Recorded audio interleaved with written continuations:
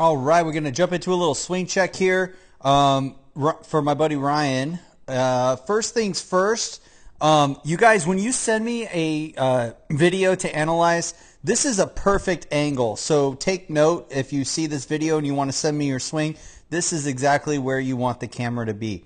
All right, so first things first, overall posture and setup looks pretty solid. The only one thing I would say is that it does appear as though the toe of the golf club is kind of in the air and the heel of the golf club is kind of digging into the ground, and that is because the hands and the chest are kind of hanging a little bit too low.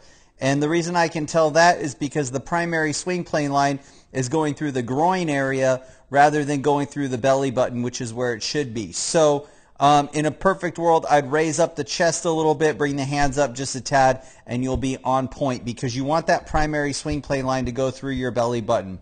As you take the club away, you got a big outside takeaway, and that's not a problem as long as it's rerouted in the downswing. So let's take a look and see what happens with that. As you get up to the top of the golf swing, you do a great job of keeping that back knee flexed, which means you're engaging your quads and hamstrings.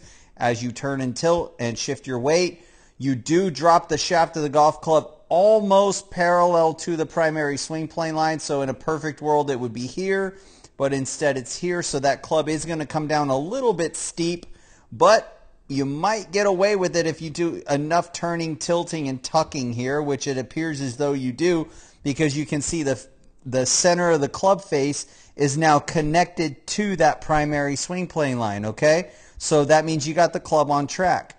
So if that's the case, you should strike this pretty well in the center, which it appears as though you do. You have great shoulder turn, great shoulder tilt.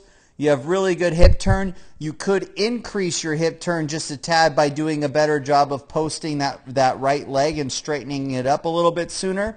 That would force a little bit more hip rotation and a little more weight shift. But overall, it's a great golf swing. You do have a little bit of a tug at the end, so your exit point of the golf club is a little bit on the low side. Typically, tour average exit point is going to be somewhere up in this area. So just a couple of, unique things that you do in your swing.